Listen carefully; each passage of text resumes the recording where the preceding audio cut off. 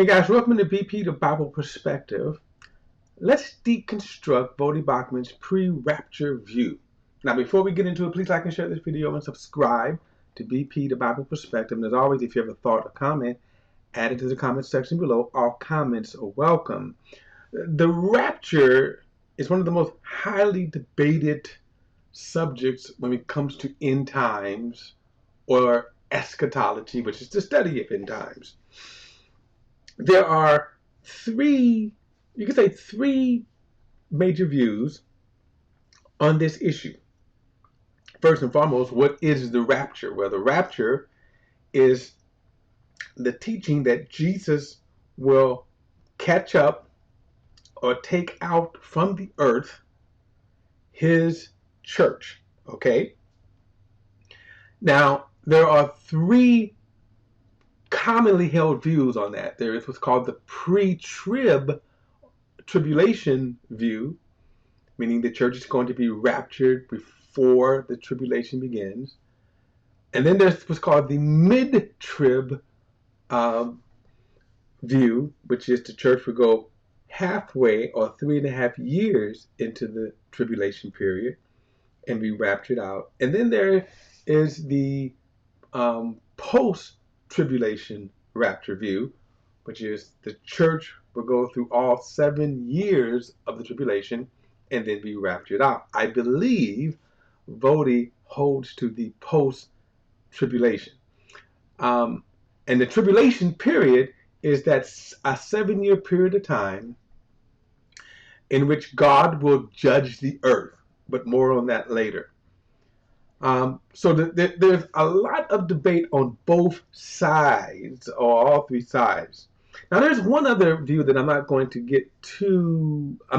give any attention to, but just to mention it, and that's what's called the amillennial position. And there are some Christians that hold that basically we're kind of in the millennial reign right now, that the scriptures that we read are just kind of figurative, or so basically right now we're in the millennial reign of Christ, if you want to believe that one. Okay, like I said, I'm not going to give too much attention to that, and there's a lot more to that view, and I'm not doing it justice, so I'm going to acknowledge that. I'm just not going to give too much attention to that. I am of the pre-tribulation view. I believe that the church will be raptured out of the earth before the 7-year tribulation begins. And I'll make my case doing our deconstruction of Voddie's view. Okay?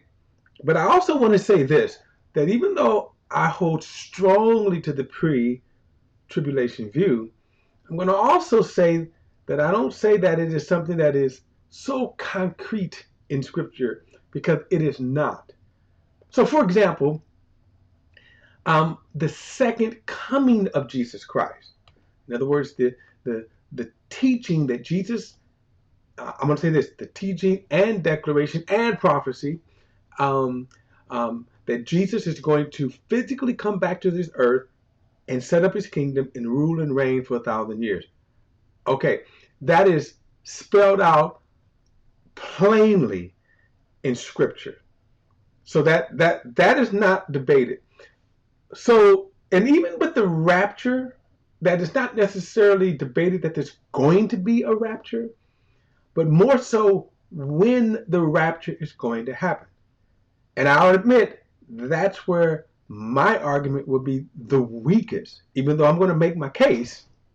And what I'm going to say is that it is not plainly spelled out as, for example, the second coming of Jesus Christ. So, I want to dive into this. What I'm going to do is I'm going to share my screen, and I'm going to pull up the YouTube page here, as you can see. I'm going to pull up this YouTube page, and the reason why I'm using this page is because I'm also going to be sharing scripture. So side by side here, I'm going to kind of go back and forth to his view. Then I want to share some scriptures in contrast to his views, and maybe in some cases in agreement with his views. Okay. So, this video itself was put out by Bible Doctrine Essentials. That's the YouTube channel. And it was put out about a year ago. All right. So with that, let's get into Mr. Bachman's view on pre-tribulation, or his actually um, um, pre-tribulation disagreement. Here we go. In addition to this encouraging presence of angelic beings, we also have the discouraging reality of persecution. We see that in verse 1 and also in verse 7. Look at verse 1 again. At that time shall rise Michael, the great prince who was in charge of his people, and there shall be a time of trouble, such as never has been since there was a nation till that time. Go down with me in verse 7 and look at verse 7. Now, one of the things that kind of bothers me about his presentation of eschatology, and a lot of times on his teachings, when you skip around like this and you don't give a more thorough exposition, especially when it comes to this topic of eschatology. Okay, eschatology, in my opinion, is not hard to understand, but it is exhaustive. There's a lot of scriptures that teach about end times. So while he cannot cover all of those scriptures in this sermon that he's doing, so I acknowledge that, but when it comes to certain issues, when you want to zero in on, I do say he fails to adequately at least even give, like what he's talking about here, the adequate context. And I'll share that in a moment. And I heard the man clothed in linen who was above the waters and the streams. He raised his right hand and his left hand toward heaven and swore by him who lives forever that it would be for a time, times, and half a time, and that when, listen to this, the shattering of the power of the holy people comes to an end. The shattering of the power of the holy people. He said it again and again and again, and in multiple ways, that at the end of the age, there would be great persecution of the people of God. Okay, now let me bring some light to that, because so what he just said is true. However, this is not what the verses that he's using is not to be taken in a generic way.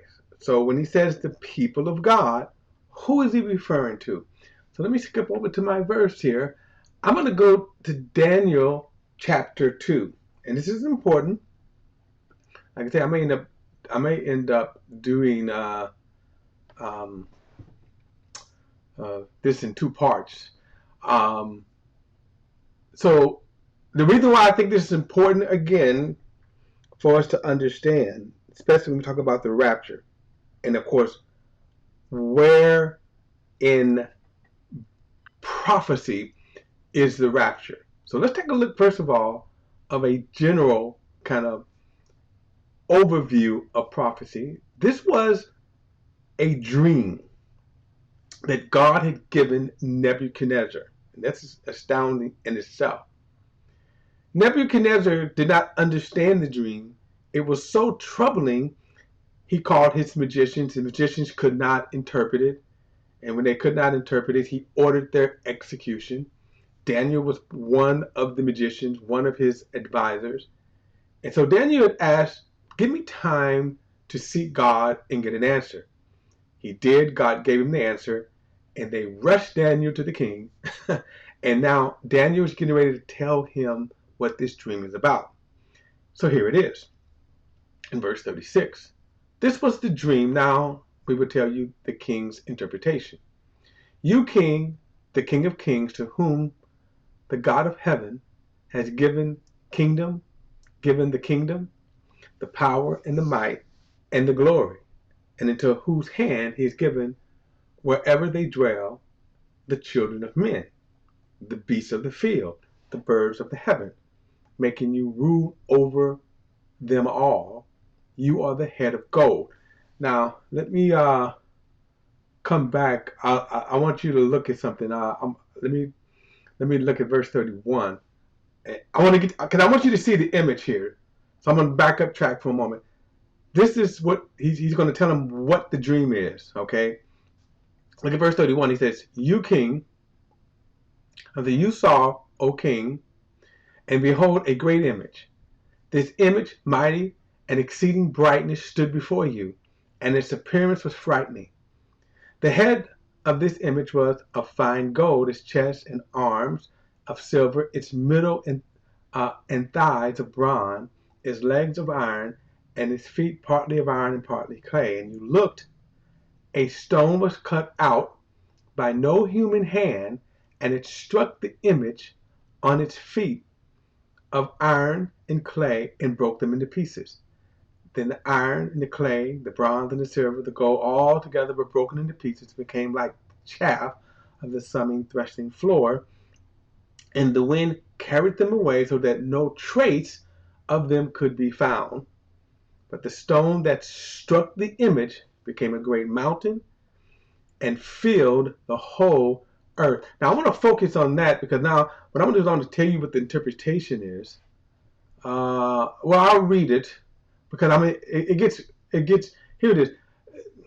I'm just going to read it, and then if you want to go and read now from verse 32, he gives the detail of that. So I'm going to give you the shortened version.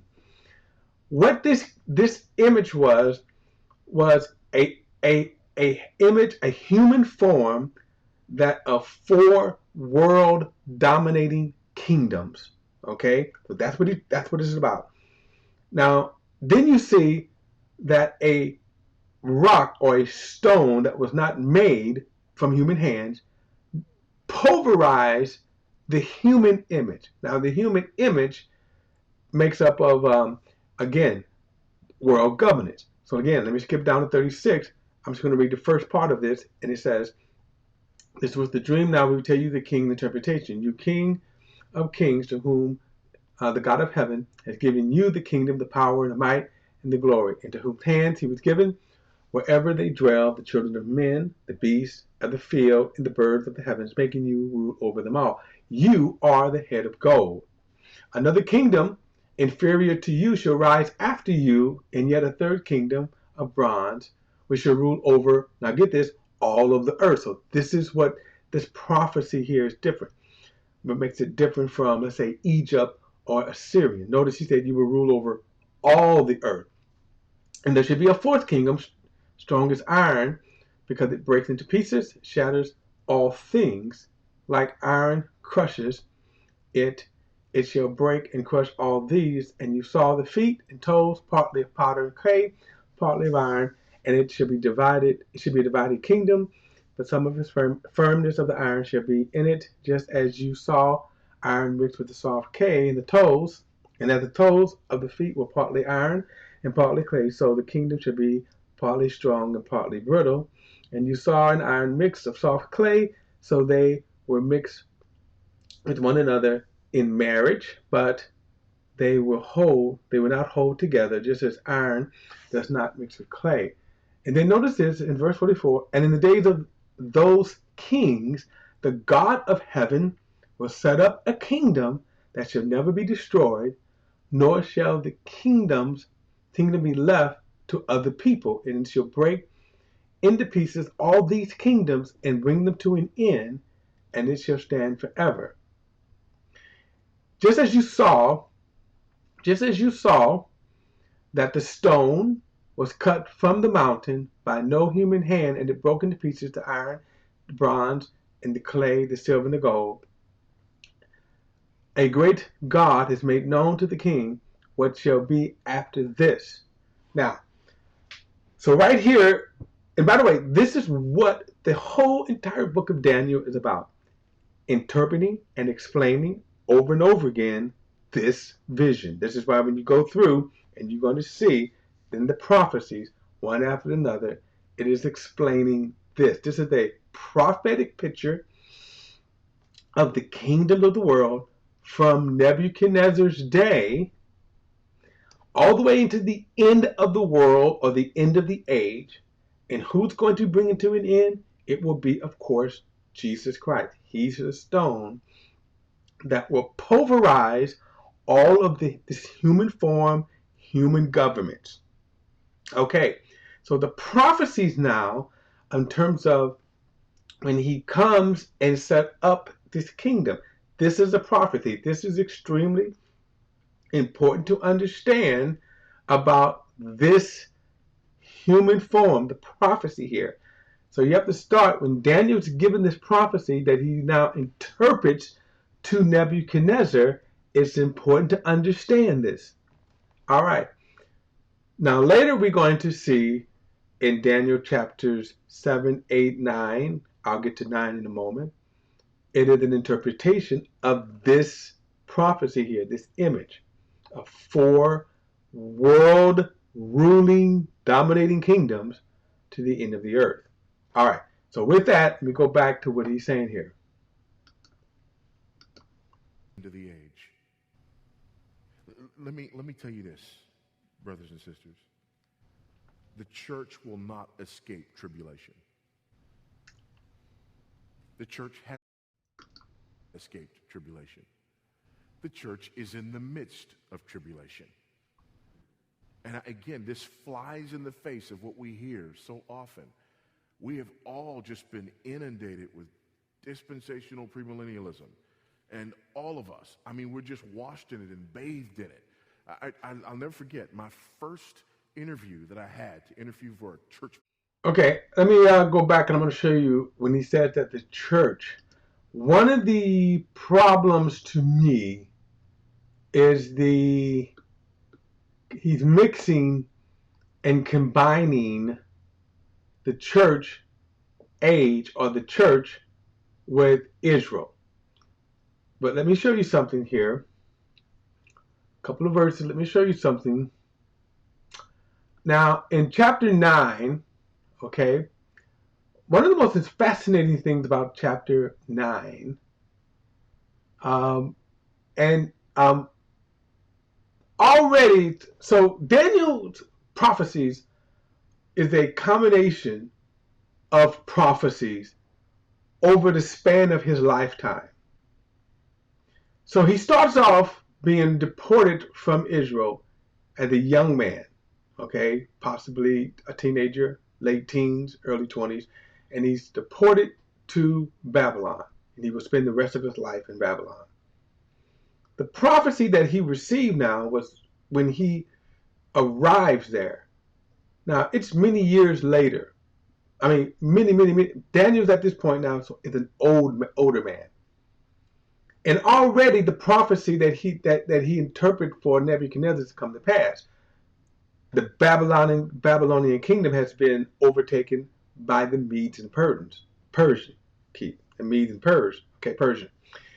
And so I just want to read verse 9. He says, in the first year of Darius, son of Ahasuerus, by descent, a Mede who was made king over the realm of the Chaldeans, okay, which is interesting because that's Babylon. In the first year of his reign, I, Daniel, perceived by the books the number of years that, according to the word of the Lord to Jeremiah the prophet, must pass before the end of desolations of Jerusalem, namely 70 years. So now, this is amazing because Daniel is reading Jeremiah's prophecy, and then he realizes Jeremiah prophesied that the exile would last 70 years. And Daniel was like, oh no, these 70 years is almost up. So he begins to pray, and he asks the Lord, what is to this? And I'm going to skip down to verse 24 because between there is he's praying and asking God for wisdom and mercy. And then the angel comes to him and appears to him and says, okay, I've come to tell you now what you've been praying for. So in verse 24, he says, 70 weeks are decreed about your people and your holy city to finish the transgression, to put an end to sin, to atone for iniquity, and to bring about everlasting righteousness, and to seal up the vision and prophet, and to anoint the most holy place. Now, this is important you understand when he says 70 weeks. Now, these 70 weeks are 70 set of 7-year period of time, so totaling some 490 years. Now, what's important is that he's going to tell you now how this time frame is going to last. And I'm going to bring out something here because he brings up something about the church. And whenever I hear people who will say, well, we believe the church is going to go through the tribulation period because the church, pre-tribulars don't want to go through tribulation. Now, you heard him, he mentioned that the church is going through tribulation period right now. So, as I'm saying, he acknowledges that. But I'm going to show you a couple of the verses of scripture that he's not going to bring out, that he should bring out, if you're going to say that the view of the pre-tribulation period is false. Now watch this. So verse 25 here, right? He says 70 weeks. Again, who is it decreed upon? And this is important because this kind of gives us a timeline. Remember, the image that Nebuchadnezzar saw was a prophetic timeline of the 4 dominating world kingdoms to the end of time. What marks the end of time is Jesus destroying the world kingdoms. Keep that in mind. He says 70 weeks are decreed about your people.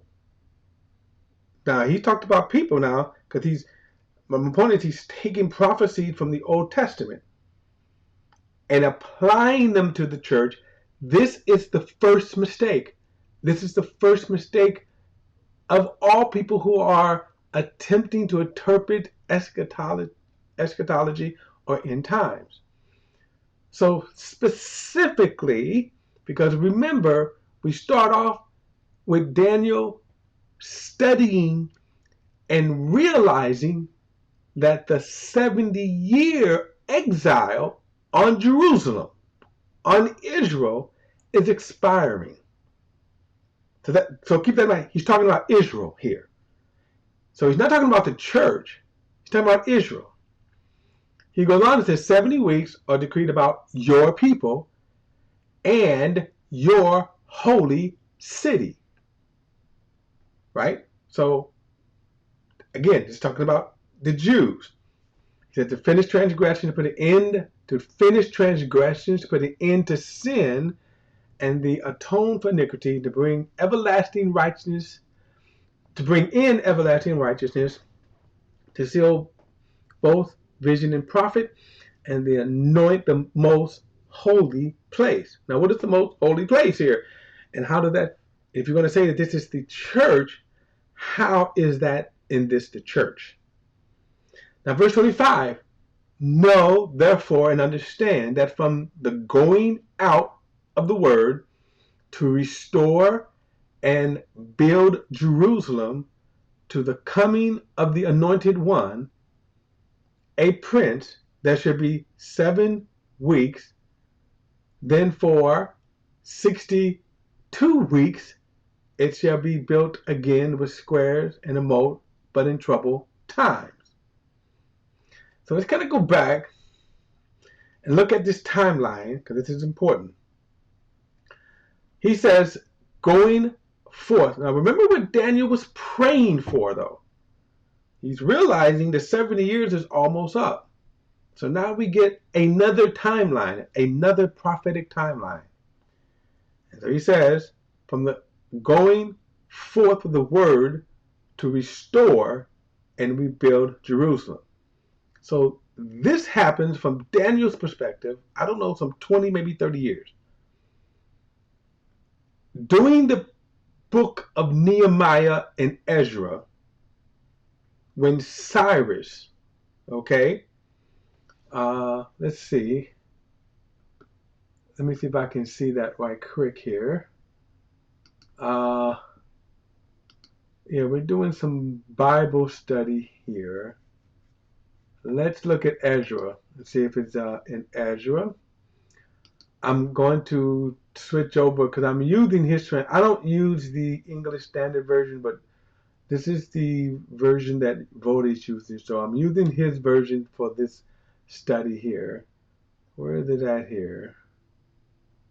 Um, 1, 2, American Standard Versions. Oh, here we go. All right.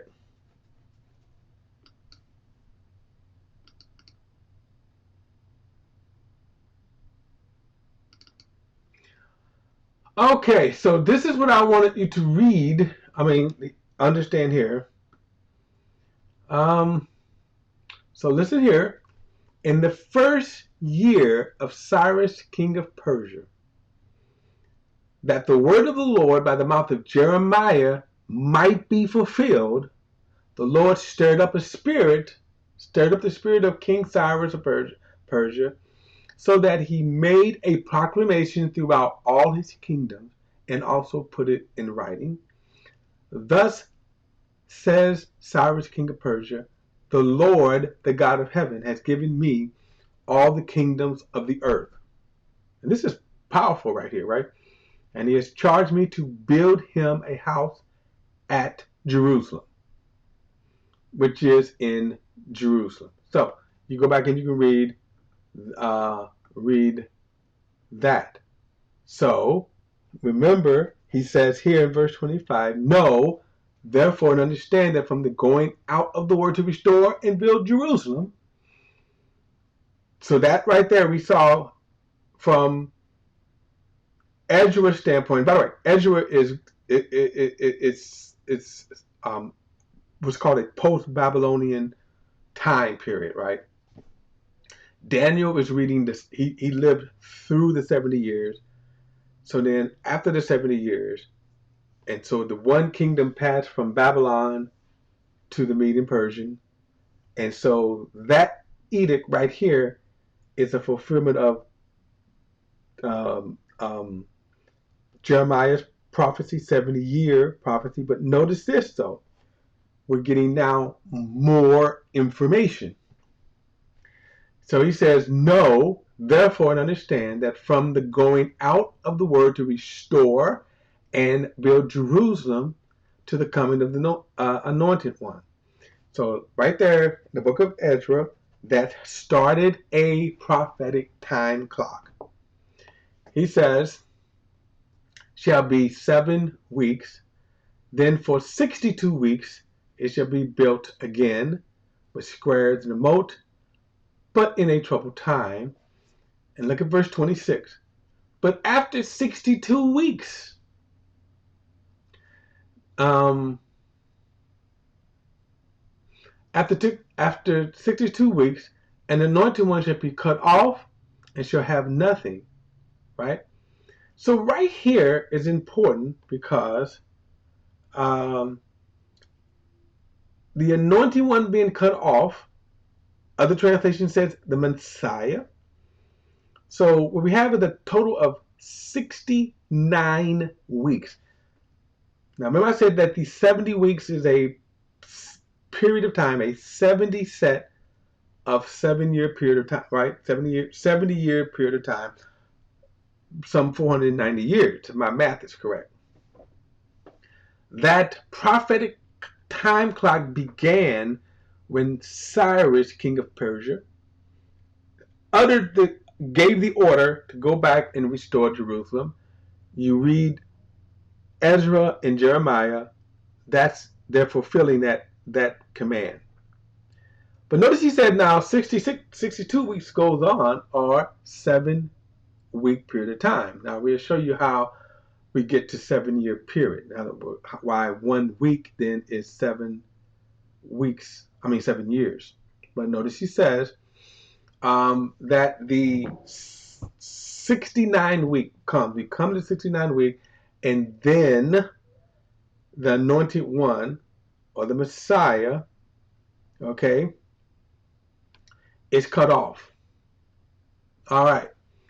He goes on. He says, if it look like I'm kind of stumbling because I don't read the English Standard Version, that's why I said I don't read that. So, um, but all right. So he says, "Know therefore and understand." I'm reading verse 25 again. Know therefore and understand that from the going out of the word to restore and build Jerusalem, to the coming of the Anointed One, right? Then he says, "A prince shall be 7 weeks, and for 62 weeks it shall be built again with square and a moat, but in troubled time.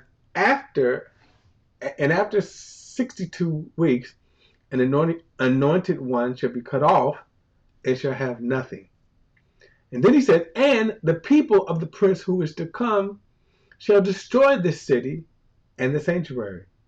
Its end shall be with the flood, and to the end there shall be wars, desolations are decreed."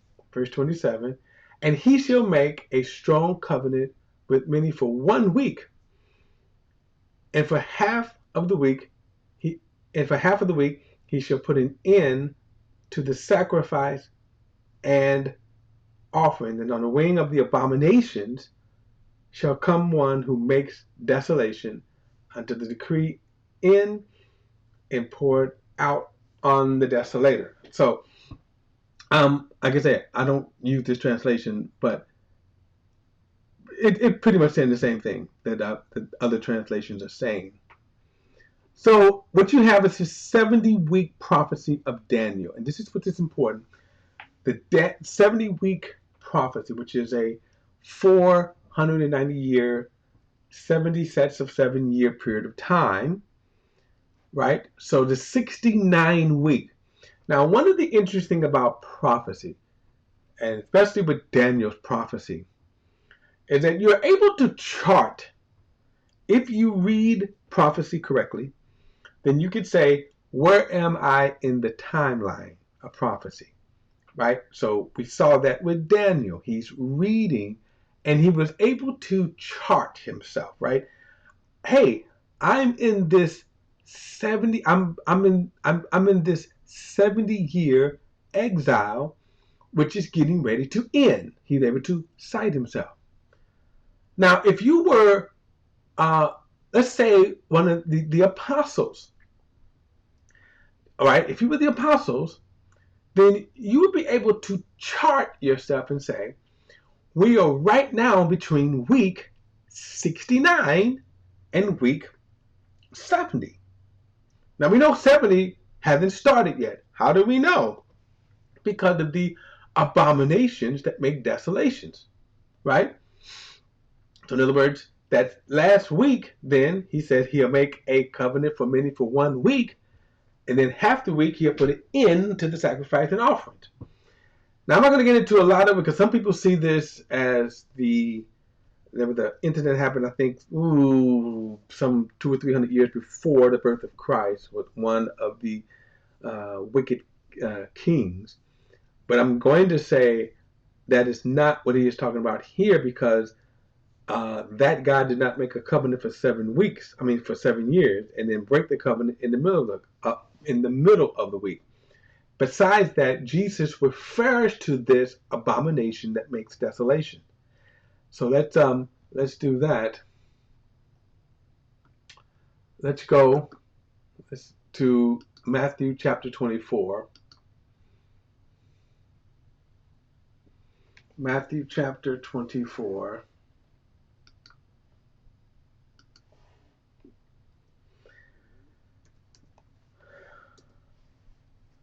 All right. Now, I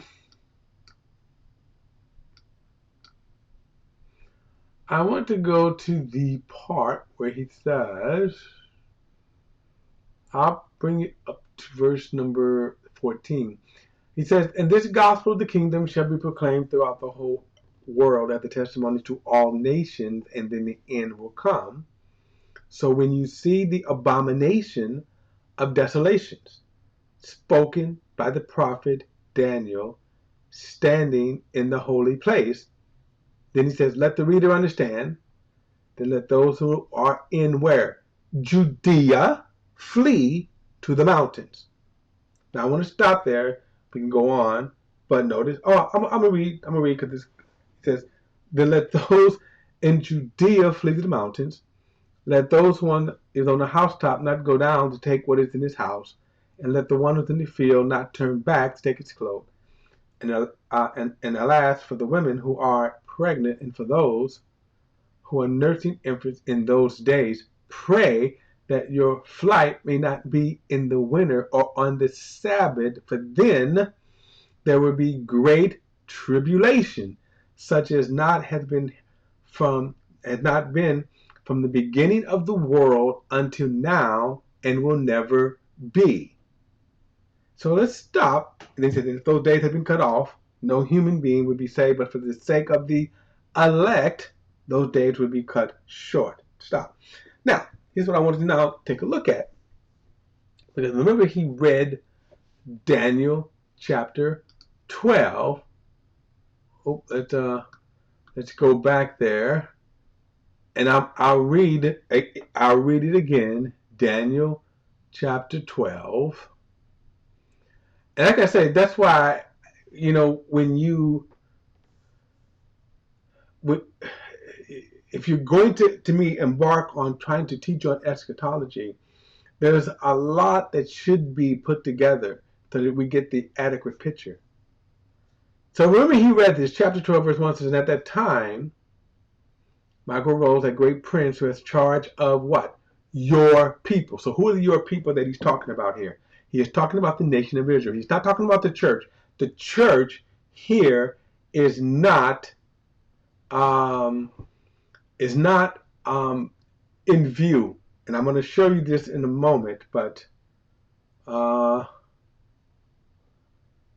so he says, "And there should be a time of trouble, such as never been since it was a nation till that time." See, remember, he's talking about a nation here, not peoples, as in the church. He says, "But at that time, your people shall be delivered, everyone whose name should be found written in the book." So this is why his approach, how he, to me, misleads, how he doctored verses to fit his narrative. So here he's talking about Israel and the people of Israel and the prophecies coming of their restoration and deliverance. This is why Jesus says, okay, that if you see, let's go back here, right? So when you see verse 15, so when you see the abomination that makes desolate, spoken of by the prophet Daniel, standing in the holy place. Well, what's the holy place? It's the temple. And then he says, "Let those who are in Judea flee to the mountains." Right?